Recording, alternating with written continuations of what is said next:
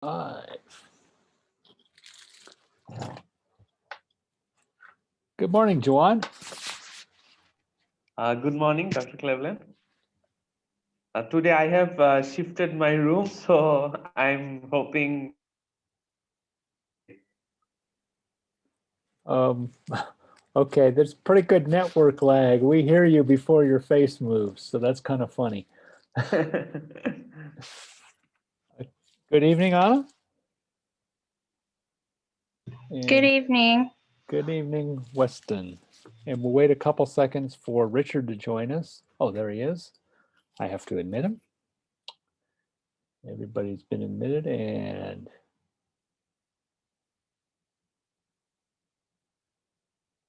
there we go. And it looks like everyone else except Jawad looks suitably cold. So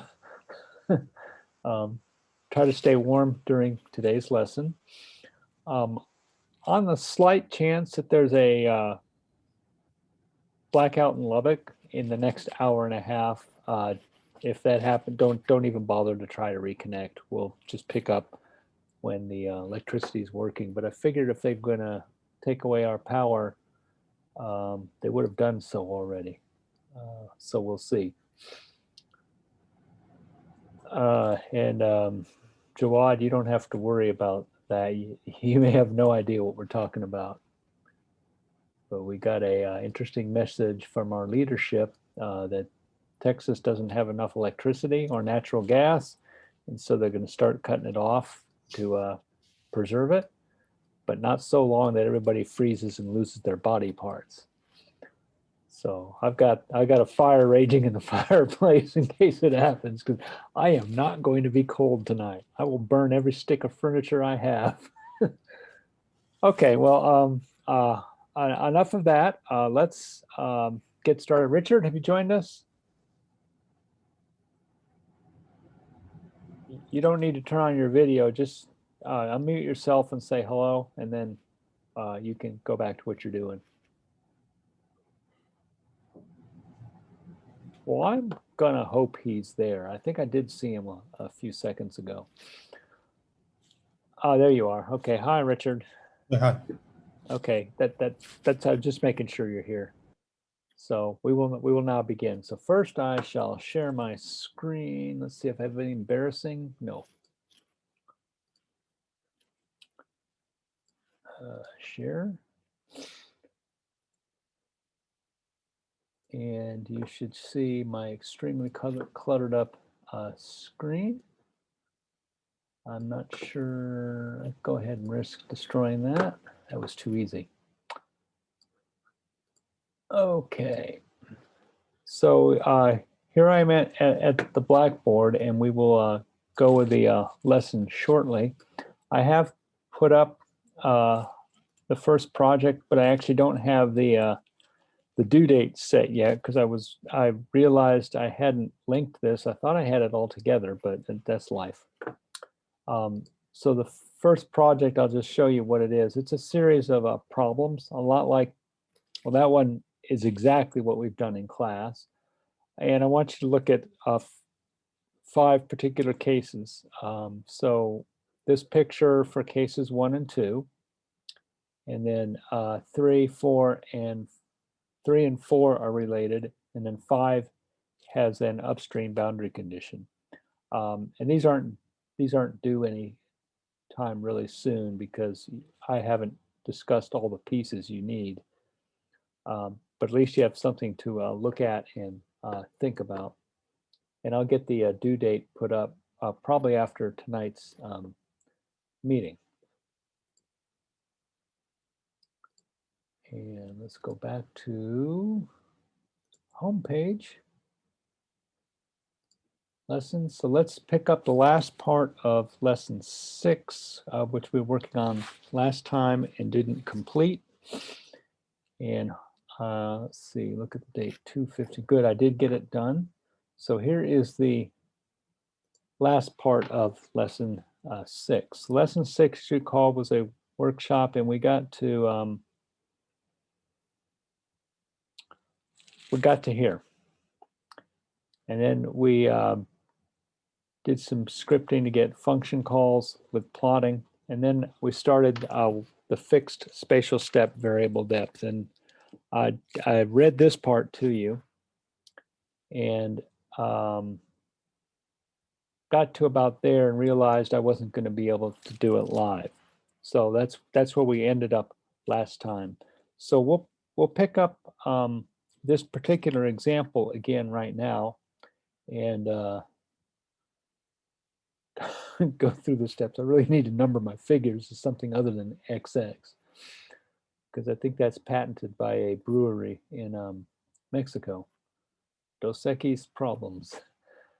So the fixed spatial step case, the key thing here is this term, how far apart each computational section is known ahead of time. We prescribe it. That is the engineering way of thinking of things, rather than the prior one, which is pretty easy to implement, where we prescribed changes in depths and figured out where that was going to happen. In general, when we're drawing plans, we're not going to want to hand to our construction people, well, this is how deep it needs to be. You figure out where it goes. That's just not cool. So instead, we specify delta x, and we're going to compute the value of h that makes the change in specific energy equal to the delta x times the difference between bottom slope and friction slope, and keeping in mind that the friction slope term also involves h and velocity. So it's an implicit equation in each section. And the method by a guy named Hamming, who Newton predates him by a ton, he came up with this idea that I will just guess a value of h that I hope is too big, so generally too large a value, and then I will go from the too large value to the known value at the old cross section, because we know it's either getting deeper or shallower, and I'll start splitting that difference in half until I get a new value that satisfies this relationship. And so by example, we're looking at this non-prismatic channel, and in this case it's 10 meters wide at the downstream end, 10 meters wide at the upstream end. It's kind of long, it's 30 kilometers. And we have a constriction section here where it necks down to 7 meters wide and comes out to 14 meters wide at 6 kilometers from the end. And so you could think of it as a giant nozzle, actually.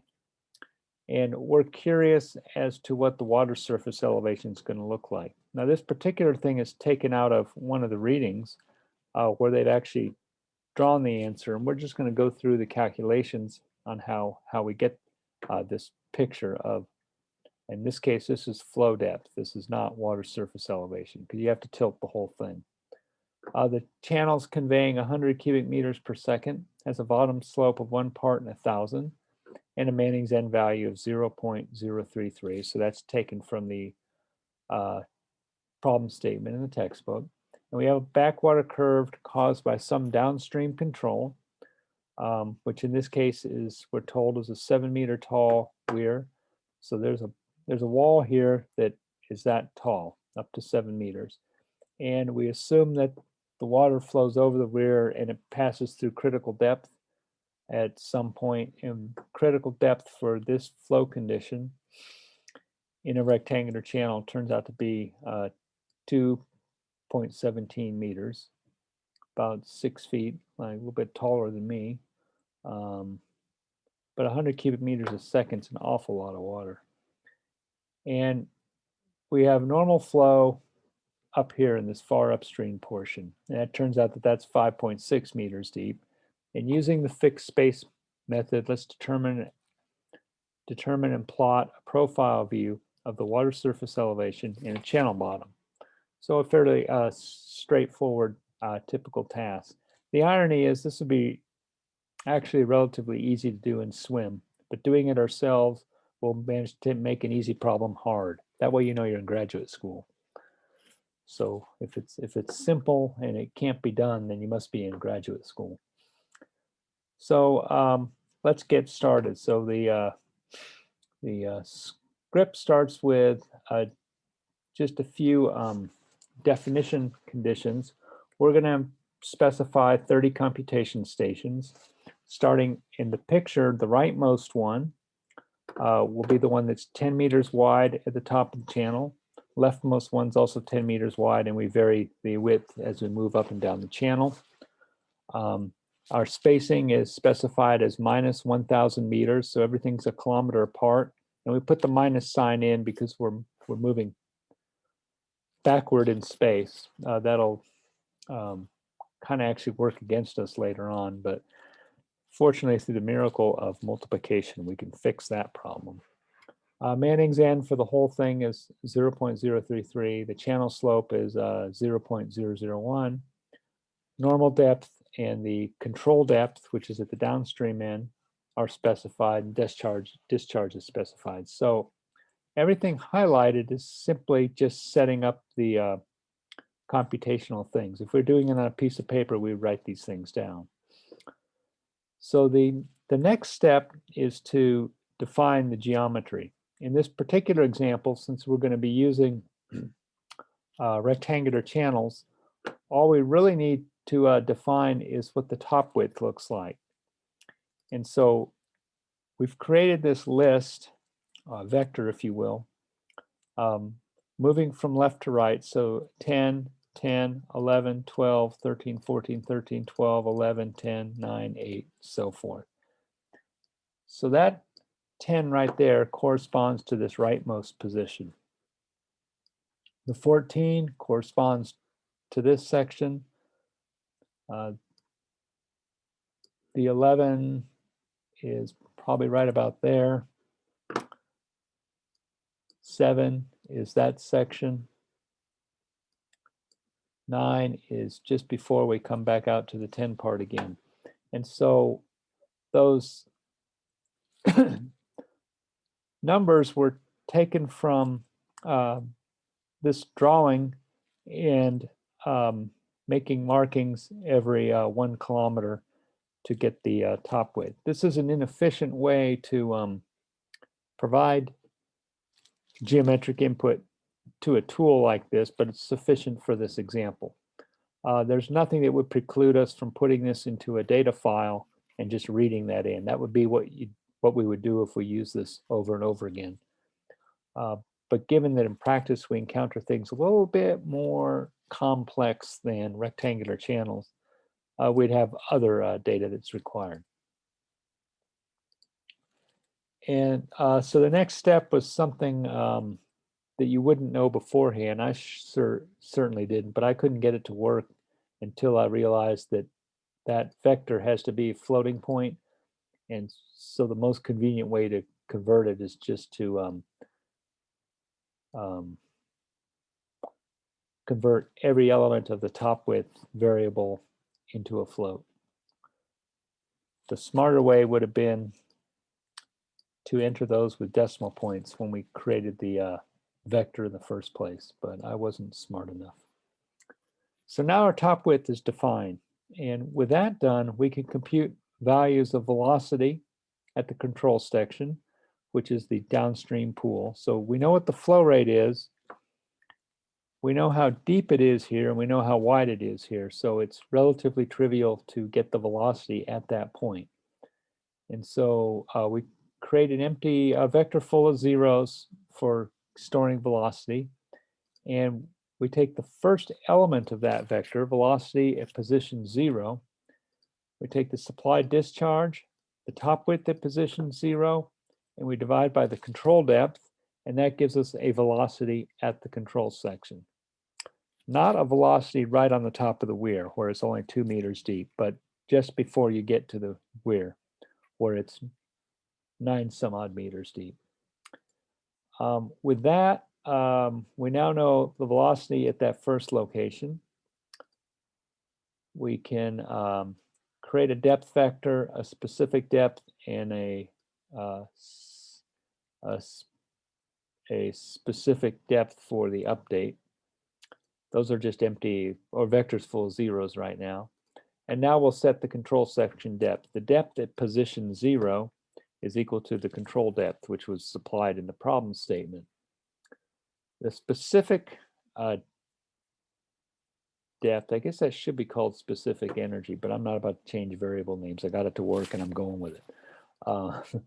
Is velocity squared divided by 2g plus the depth of that section. So that's simply the formula for specific energy applied at position 0. So all the way to this point, we just solved the hell out of that section. We know everything there is to know about it, even its favorite color. And now we implement the algorithm where we're going to start stepping through from section 0, where we know everything, to section 1, and then from section 1 to section 2 to section 3, and so forth, until we have traversed the entire computational domain.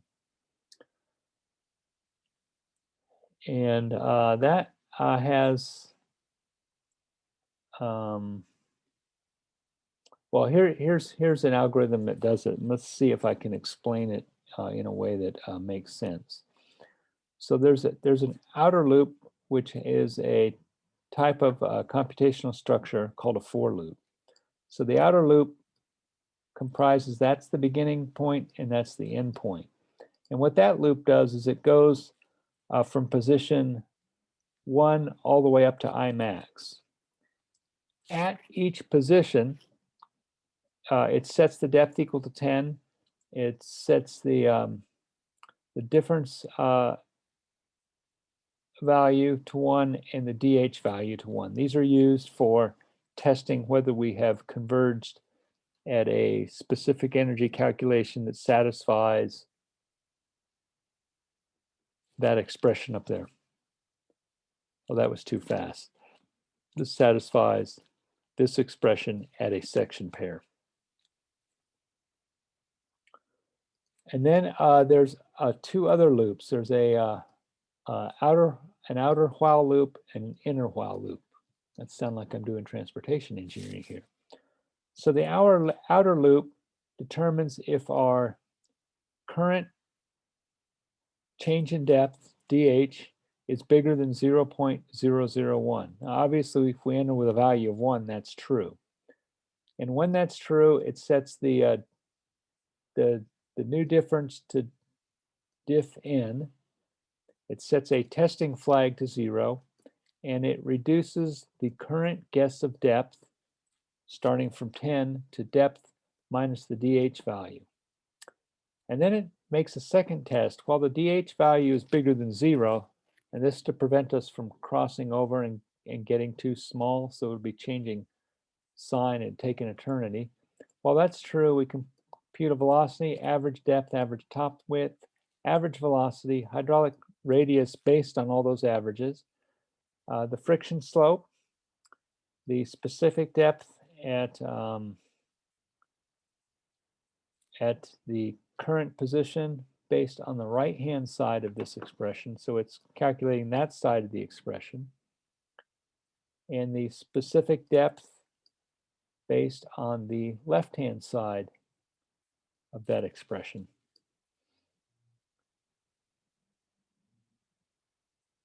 Then it creates the difference, which is to take the difference between those two specific depths. Now at the correct solution, they're supposed to be the same, so the difference would come out to be 0. But it computes whatever it is, and then it tests if our testing flag is bigger than 0. If that's true, it's going to reduce the DH step size and then break from the loop. Then it's going to test if difference times difference n is bigger than 0, which in our case, it's our first pass it's going to be. That's going to be a 1, and that's going to be whatever it is. So as long as they're bigger than 0, it takes the current value of depth and adds the DH value to it, and then resets our testing flag and returns. See, this returns to the top of this while loop. And so it does that for each section pair. So it can take, this accelerates pretty good. So it can take a few steps at each section to come to a solution where the specific depth based on the channel slope and friction slope becomes equal to the specific depth based on the velocity head. Because it's dividing by 10, if it fails that, if it passes that test, it actually can accelerate to the solution fairly quickly without going past it. And then when it's done, we've traversed the entire section, and now we're ready to prepare the output for plotting. A little bit of mumbo jumbo here because we want this vector named distance, bottom, and water surface. So we put zeros in them, and then we just traverse with the answers that we have just computed. So the thing we computed was depth. So distance is a geometric feature. The bottom is also a geometric feature. Here's what I said our negative step size was going to work against us, but we could handle it with that little minus sign dangling out front there. Yeah, that was totally obvious. First pass I did this, why everything was going the wrong direction. And like a good engineer, I said, well, I'm not going to figure out what I did wrong. I'm just going to multiply by -1 and it makes it right. So I guess that would work if I was doctoring too. And then our water surface is our computed depth plus our bottom elevation. And then we got to remember to get the first position, which is not in any of those traverses. And now we just use the plotting methods from last time and plot the water surface. So that was what we were supposed to get done last time. Yeah, we were trying to do it live, but I elected not to. Let's see if actually, yeah, it's in Antares. Just for grins, I'll actually run the, hopefully this doesn't bite me.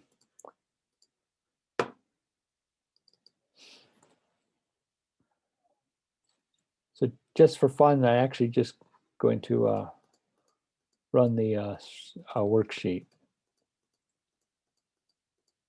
And that one we've already done.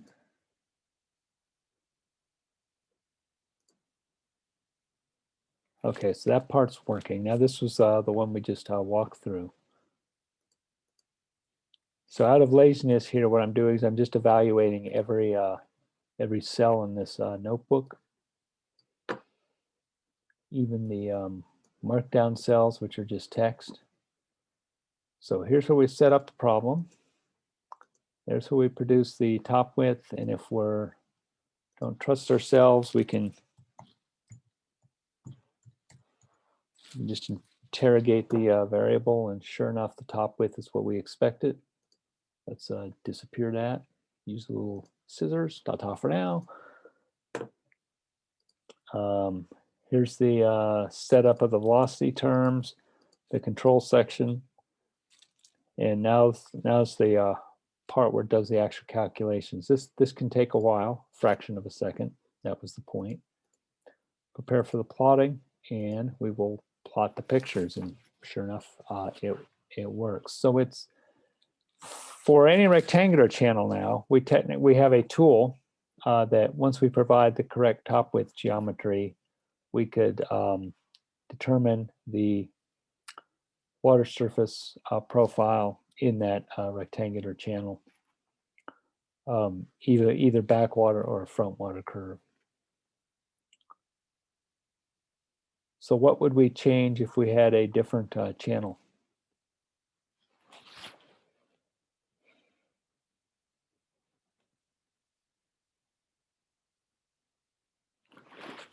Oh, come on, folks. I didn't just stop in the middle of this page right here for no good reason. Any ideas what you might change if you had a different channel? The width? Very good, thank you. If Nigo comes in, we'll hug him for you, okay? Yeah, you would change the top width, the geometric input. Okay, so that was lesson 6. So let's go into today's lesson. Now we're getting more fancier. Today's lesson is mostly just text, so I'm not going to actually, I don't intend to run the notebook because there's nothing to see there. Nothing to see behind these mirrors. So today we're now moving into unsteady. So what we've done so far was every term involving time was a constant, hence its derivative was 0. So to solve it for unsteady, we need to map the physical system and the set of partial differential equations into an algebraic structure that a computer can manipulate. Some methods that you may have heard of or actually have done yourself: finite difference, finite element, finite volume, marker and cell, lattice Boltzmann, anything along those lines. So we're going to focus with a finite difference technique called the lax diffusion scheme. And because it is the simplest form that is conditionally stable and reasonably straightforward to program. So the programming experience in this class, this will be I hope this will be the hardest of it. The scheme is actually pretty accurate, and it's useful for a lot of practical problems, and more importantly, it helps us understand what's going under the hood of a professional tool like SWIM or HEC-RAS. So a quick introduction to the lax scheme. If you want to read more about the lax scheme, we have to go, I will direct you to the readings. Oh, good, it went to the right place. So lax scheme is coming right out of Sturm's books. I'm pretty sure it's chapter 8, which is probably around page 200. That wasn't a bad guess, but not quite far enough.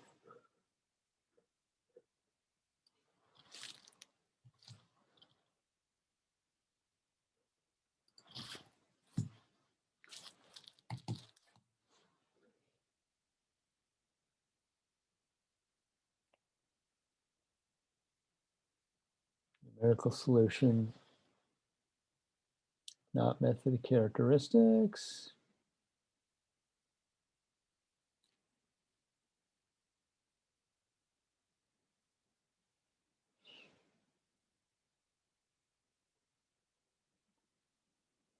So what we're doing is close to the Lax-Wendroff.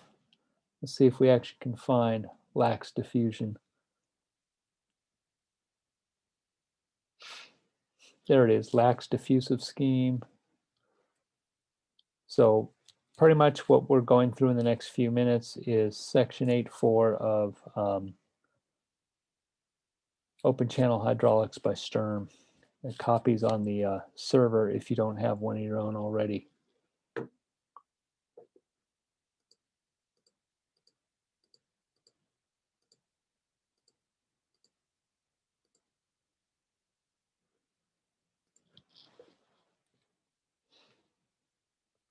So by way of remembering, our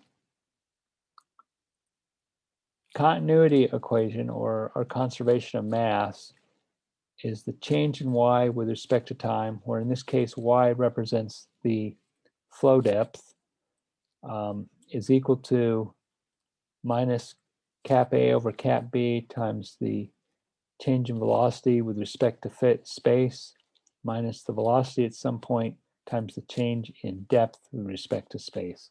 So this is the depth taper. This is the convective acceleration term, and this is basically the time rate of change of depth at a location.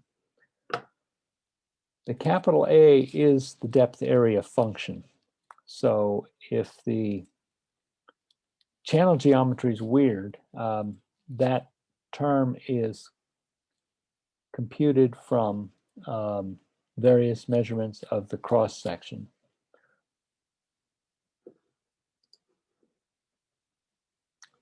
The top width function is also a function. There, he's back.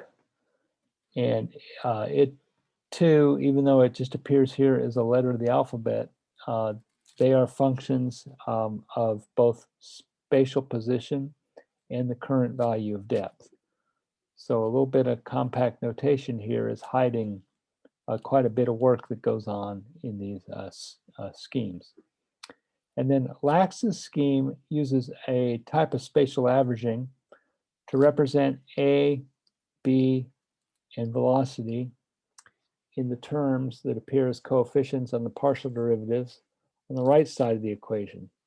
The time derivative is accomplished using a conventional first order forward in time finite difference model. The spatial derivatives are conventional first ordered center differences. And we'll present both those schemes shortly. The momentum equation is at a location, the change in velocity with respect to time is equal to the difference between the gravitational and the friction forces, convective acceleration, and the depth taper times gravity.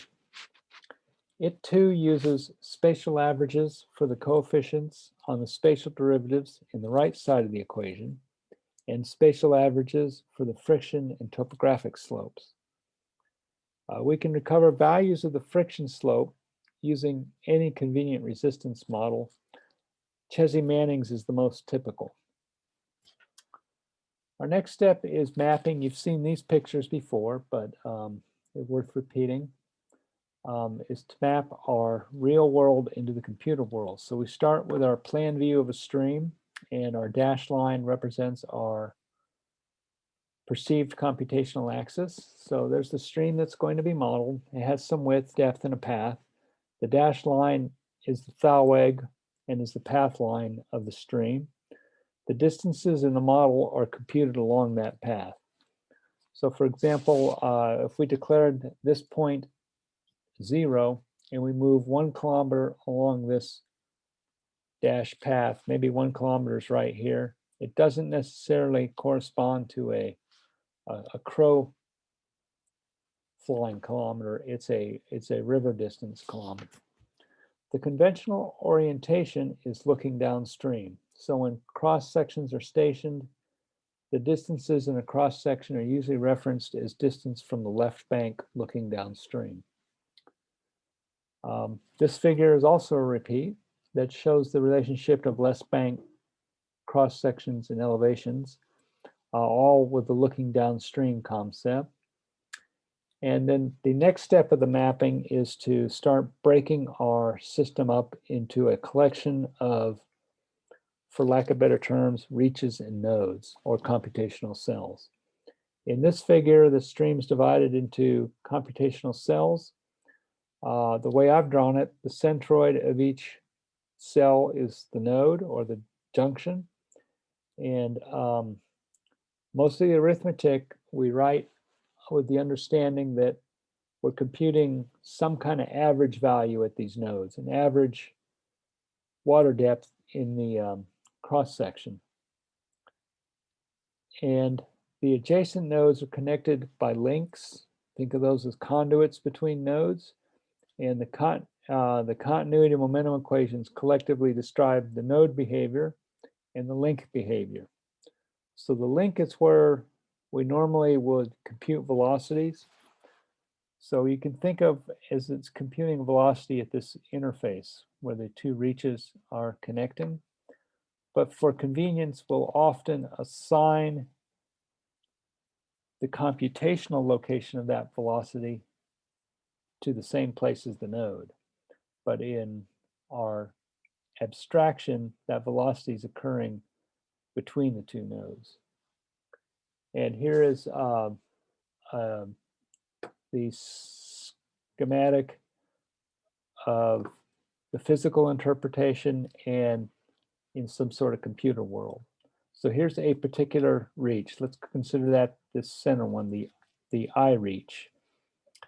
This schematic is showing 3 adjacent nodes where the average depth and section velocities are assigned to a node. So let's start at the middle one, that is at spatial position x sub I, so that corresponds to some place in space. The depth at this instance is y in the ith location at time level t. The velocity u at I location time level t is really corresponding to the velocity on that face. We move to the left, we're at spatial position x of I minus 1. The velocity is u at I minus 1 time level t, and it's really corresponding to that interface. And the average depth in this cell is y at position I minus 1 time level t. Moving to the rightmost cell, we have a depth at y at I plus 1 location, time level t, and u at I plus 1 time level t. It's a computational convenience to treat the velocities as if they are happening at the nodes, but as a practical matter, they're happening between the nodes, and we have to use a technique called upwinding to keep track of changes in direction, because clearly if that velocity changes direction and goes that way, we still have to be able to treat it at the correct interface. That sounds more complicated than it is, but it's easier to assign stuff to nodes than it is to do the staggered grid, because that just doubles the complexity. If you have a tough to sell client, by all means use staggered grids and lots of color, lots of different colors, and flashy things. So in the figure, the velocities and depths are mapped to the node, which is the lax diffusion scheme. But other schemes, there were those other ones that we were briefly scrolling through, Lax Wendorf and Leapfrog and so forth. They map velocities to different places. And that's all. That decision affects the scheme you're going to choose.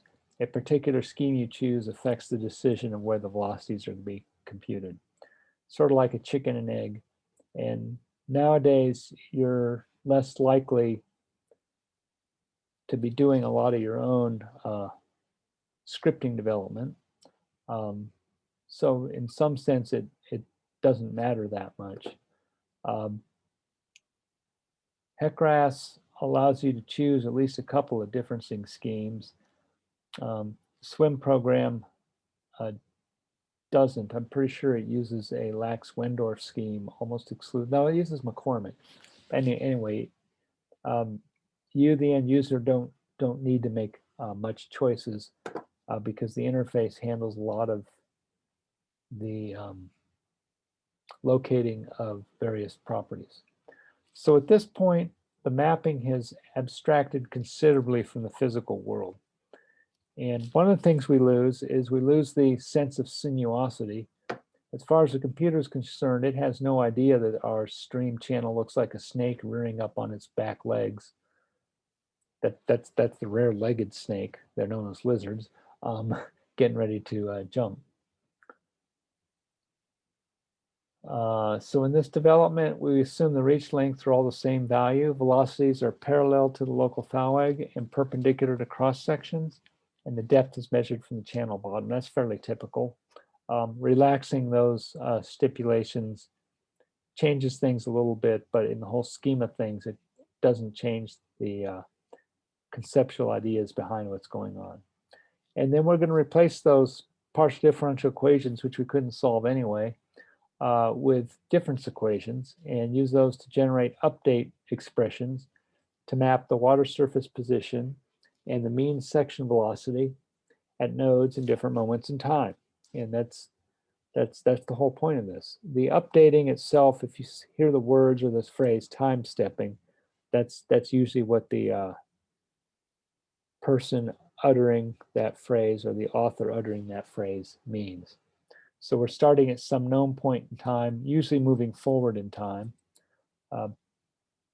backcasting is really not done with hydraulic models, but in other contexts, it might be. There might be some forensic hydrologic reason to work backwards in time.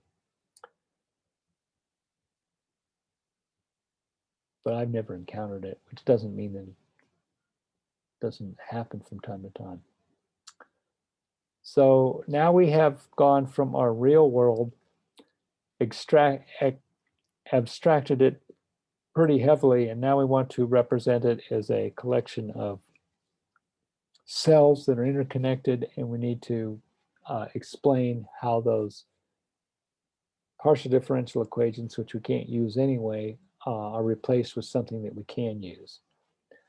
So the next thing we would notice is that we have terms that change with time and terms that change with space. And for the time differences, we can use a first order difference in time. It's usually the most sensible to choose. Sometimes it's called a naive time step, but in this case, it's completely appropriate.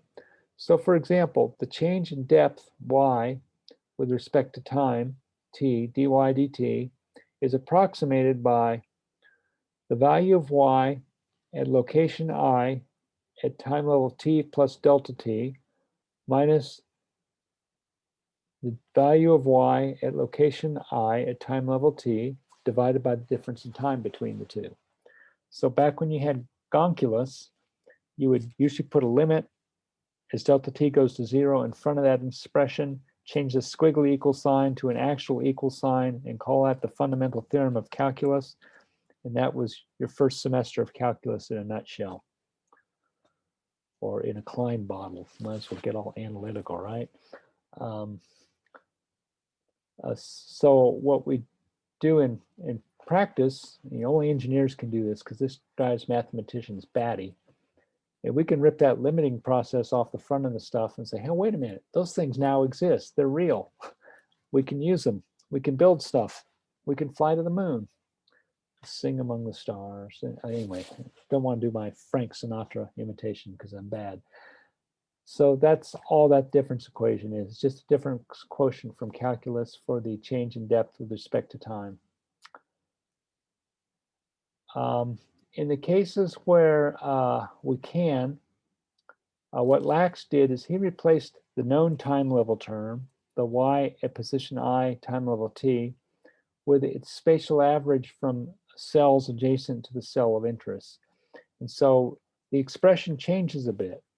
Partial y with respect to time is equal to y at location I time level t plus delta t. This is the unknown term, minus the average of the depth to the left of the position of interest and to the right of the position of interest divided by the time step length. Similarly, for the velocity term, we do the same thing.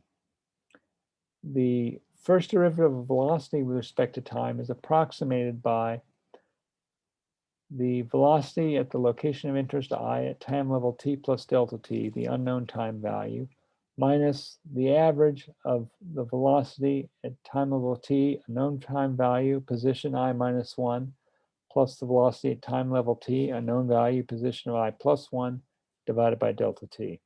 So those two expressions are how the time differences are handled in Lax's scheme. And then Lax did the same thing, a similar thought process for the spatial derivatives. The depth taper, partial y, partial x, is approximated as y at I plus 1 minus y at I minus 1, same time level t, divided by 2 delta x. So this is a centered difference in space. If we go back up here, what we're doing for that is we're stating that the change in y with respect to space at this location is related to what's going on at the left of it and what's going on at the right. and actually just using an average of those two. Similarly, for the velocity term, the partial velocity with respect to x, so half of a convective acceleration term, is based on the velocity to the left of the position of interest minus the velocity to the right of the position of interest divided by 2 delta x. So now we've replaced 1, 2, 3, 4 of, we've got a term for dv dx, dy dt, dv dt, and dy dx. Oh, we're almost good to go. So now we've now replaced those unusable terms with these various difference approximations. Lax also chose to use spatial averaging for the area and top width functions and the slope functions, and they're expressed here. So it's the average of the ratio to the left of the position of interest to the right of the position of interest, and the average of the friction slope to the left, friction slope to the right. And these difference formulas are substituted into the continuity and momentum expressions, rearranged to isolate all the terms at the t plus delta t time level, because that's the unknown value. And what we come up with is a way to update our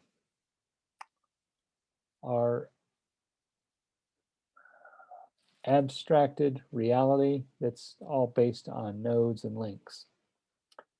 So first we'll go through continuity, and I'm actually kind of loving the online stuff. Back in the olden days when we had these big old pieces of rock that were bolted to the walls in a classroom, and then we have to use this poisonous dust that was compressed into a hard object, was called chalk, and you had to write this on the chalkboard. You all may be asleep right now for all I know, and you just have fake pictures of yourself, but in a classroom with a chalkboard, I mean, you could hear the snoring by about the second line of this. So I'm at least relieved from having to write everything, although usually I don't miss the second parentheses when I do them by hand. So we'll start with a partial differential equation. So this first one is our expression for continuity, copied directly from up above. For the dy dt term, we replace that with this expression. A over b is unchanged, and the right-hand side is unchanged. Next, we're going to replace the dv dx with that expression. And so now we have, I'm not going to, y at I t plus delta t minus 1/2 y at I minus 1t plus y at I plus 1t over delta t equals minus a over b vt I plus 1 minus vt I minus 1 over 2 delta x, and we replace the dy dx term with its finite difference approximation minus v y at I plus 1 minus y at I minus 1 2 delta x. Then the remaining terms, we substitute in their spatial averages as per Lax's original scheme. So left-hand side right here is unchanged. The minus a over b term is replaced with the spatial average of a over b evaluated at I minus 1 position, and a over b evaluated the I plus 1 position. This term here, the approximation of the spatial derivative velocity is unchanged. We also do a spatial averaging of the velocity terms that pre-multiplies this depth taper term. So that's algebra right there. Next, we multiply everything through by delta t. Our left-hand side gets slightly less ugly because it loses the delta t in the denominator. The right-hand side, it's barely distinguishable. It's already got a whole bunch of letters of the alphabet, one more doesn't really show up, but now we have minus delta t over 2 multiplied by this quantity, which is the spatial average of the A over B term, our convective acceleration term, and then minus delta t over 2, spatial average of velocity, depth taper term. Next, we're going to move everything involving time level t to the right-hand side. So now all we have left on the left-hand side is the value of depth at position I, time level t plus delta t, is equal to all this stuff over here. Then we do some noodling and we observe that there is a constant delta t over 2 delta x in most of the right-hand side. And we'll just call that constant r. And see, did I have a good reason for picking r? I don't know why I choose the letter r. I think it was just available. And all this replacement of this constant does is slightly simplify not writing the expression, but if you actually if you have to code it into a computer. And so this is telling us that the depth, the new time level, is related to the average of the depths around it at the old time level minus some Courant number, that's where the r came from, multiplied by some geometric information times the spatial change in velocity minus a Courant number times some average velocity, spatial information of depth. So that in application, the right-hand side of this expression is always known at some computational time level. We know everything at time level t. This gives us a formula to calculate what the depth is at a new time level. But if only it were that easy. We have these velocity terms that they're also changing with time. And so that's where our friend momentum comes in. Again, we start with a partial differential equation and make the time substitution. In this case, it's the velocity term. Leave the right-hand side alone. Then we substitute in the spatial derivatives. So that brings in that term and that term. Then the spatial averages. There's a kind of a subnote here. If the channel slope happens to be changing, then you would have to treat that with spatial averaging also. So if the channel slope changes, that's no longer a constant. That term would become something similar to what you see here for friction slope. So now we have the spatial averages for friction slope, spatial averages for velocity, spatial differences for velocity, and spatial differences for depth. As before, multiply everything through by delta t. Move everything involving t to the right-hand side. And now we have an update formula for velocity at position I at time level t plus delta t. Depends on velocity at the old time level. And something to do with the difference in bottom slope and friction slope. A Courant term times this expression for velocity, spatial averaging, and then spatial change. And finally, the depth taper. And that equation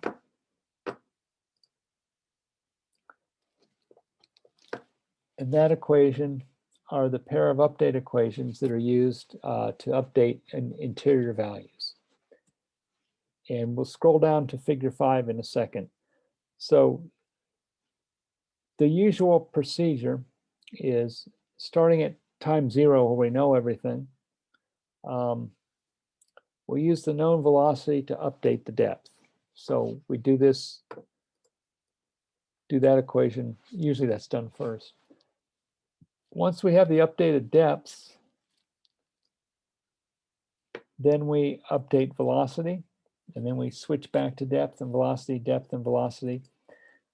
And so in a very realistic sense, everything's actually happening at half a time step. So we go from y at I time level t to t plus 1/2 delta t to get the new depths, and then we get the new velocity. So we also have a staggered grid in time. So this figure here is an attempt to indicate how information is transferred.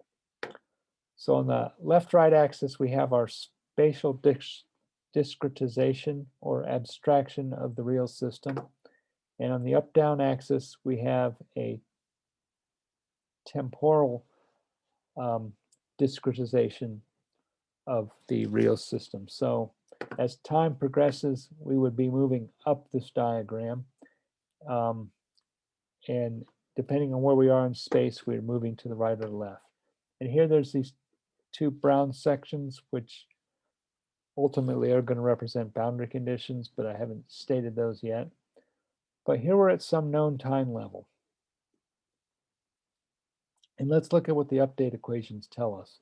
So we're at a known time level, so in principle, we know the values of y and velocity at each of these dots on this lower dashed line. So if we know the value of velocity and depth on that lower dashed line, we can get the new value of depth right here, and it is dependent on the information. Old time level to the left is drawn, old time level current position is drawn, old time level to the right is drawn, and those three nodes, if you will, feed information forward to this new unknown value. Likewise,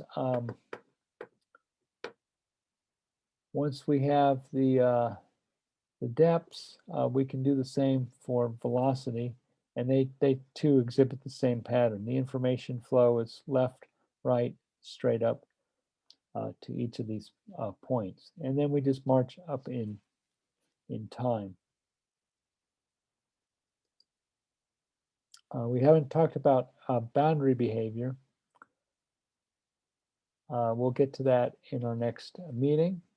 Actually, I went a little bit fast today, didn't I?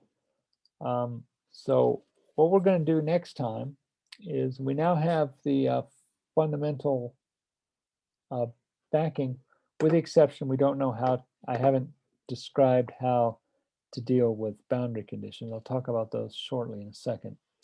We're going to start with this example, which we already know and love, our steady flow over a weir. And the only thing is, that's a steady example. We don't need to use this technique to solve the steady flow example. In fact, if all we did was steady flow, that would be seriously stupid. But what we can do is we will postulate a solution that's not correct, and we'll let the transient solver work its way to an equilibrium solution, which will be more or less the same. That's the same way we have to do it in swim, but it gives us a chance to build our scripting environment in a way that we know it's going to work. Now let's consider our boundary conditions. This left boundary and right boundary are depicted here by these vertical orange walls, if you will. And what could we know at a boundary? We could know the depth and we can know the velocity. Similarly for the right-hand boundary. Now, in terms of the depth, those depths could be pool elevations by water that's flowing into some sort of stilling pool or accelerating over a weir. And the velocities could be non-zero, or we could be at a reflection boundary. Let's pretend for the time being this downstream one's a reflection boundary. It's a wall. Water can't propagate past the wall. And at a wall, we always know what the velocity has to be. Anyone want to hazard a guess?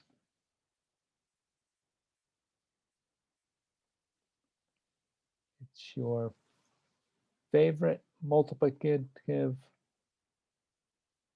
constant because it makes everything go away. So what would the velocity be at a wall? Yeah, Anna said 0, but she was muted. So that was very quiet. Actually, that was perfect. I hope you did that on purpose. So, because 0 with muted is exactly what the velocity would be. At least the velocity slamming into the wall. Now we also can have velocity tangential to a wall, but we're not in 2 dimensions yet. Other kinds of velocities that could occur at boundaries. Let's suppose the boundary is like going over the edge of a cliff. Back when you took your open channel flow class, what kind of flow regime occurred if water flowed off the edge of a cliff?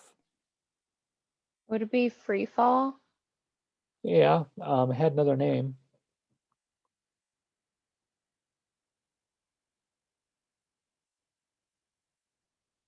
It's pretty critical that you get this. What could it possibly be? Critical depth. So it go over a cliff at critical depth. So if you know the flow is critical depth, and you know what the flow depth is, then you actually know what the velocity is at that point. Let's see, what are the other easy ones? Critical depth. If you happen to know at a boundary flow is occurring at normal depth, same thing. So there's a few that we commonly are aware of that allow us to deal with the velocity field. Let's look at the left edge and pretend that that's upstream, just for the sake of this discussion. And let's suppose that upstream, that channel starts at the edge of a watershed that converts rainfall into runoff. So what would the boundary conditions at that point be?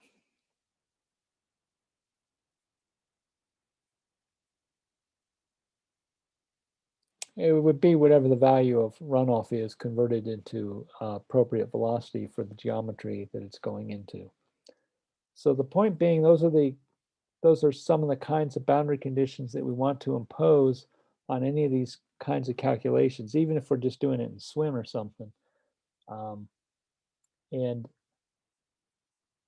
But it's not simple enough for us to simply stay on this left edge. There's a certain value of discharge that changes with time. We also have to satisfy the hydraulics. And so what's often done is something called method of characteristics. We'll actually write a characteristic equation on each boundary, and then depending on the type of boundary condition, we can use that characteristic equation and the known value of input discharge or the known property of no reflection boundary to project what the value of the boundary condition should be at the next time level. And so I will end with that, but I will direct you to where to read about those method of characteristics. So in the readings, in hydraulics, Robertson, chapter 10. Maybe he's got it here.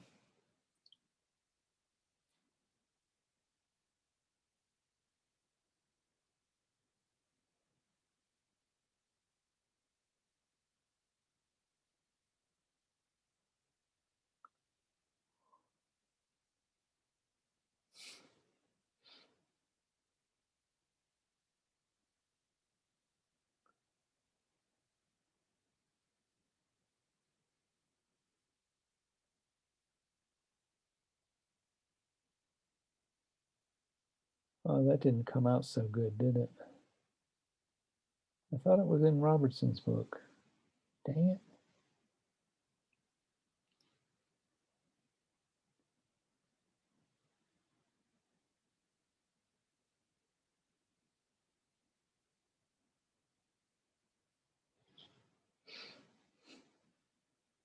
I'm gonna have to go on a quest again.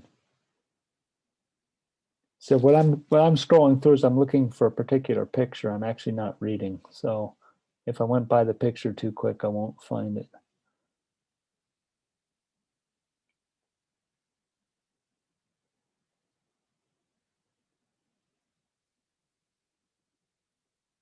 This isn't looking right though.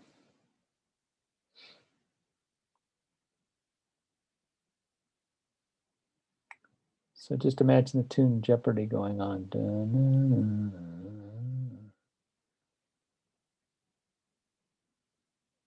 Although that, I think that game show will kill you.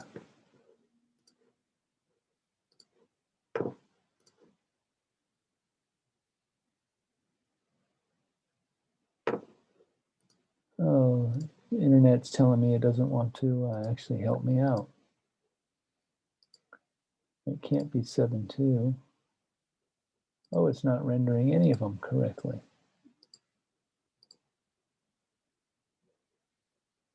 Why would it do that one right? I will have to recover the, hopefully I can find my original scanned copies. One of the chapters, either 11 or 12, has the method of characteristics is applied to boundary conditions.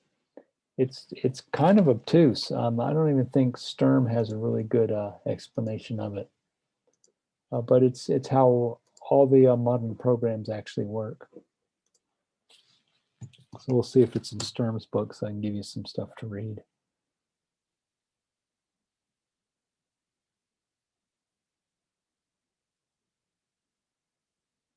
Okay, that is characteristic. Oh, okay, I stand corrected. I was looking in the wrong book. So in Sturm's book, starting around page 297, it will describe how method of characteristics can be used. He's describing how to use it to actually solve the whole computation domain. It's almost never done that way anymore. Instead, we use the method of characteristics to establish boundary conditions. And so he goes in that in his section 8.3. And we will largely borrow from section 8.3 for our examples. So that will give you a starting point. And we will pick up on that again next class meeting. So if anyone has questions, now's a good time. We actually have plenty of time. I don't intend to babble anymore today because we need to have some soak time. So this can all soak in. You have a chance to do some reading and digest the information.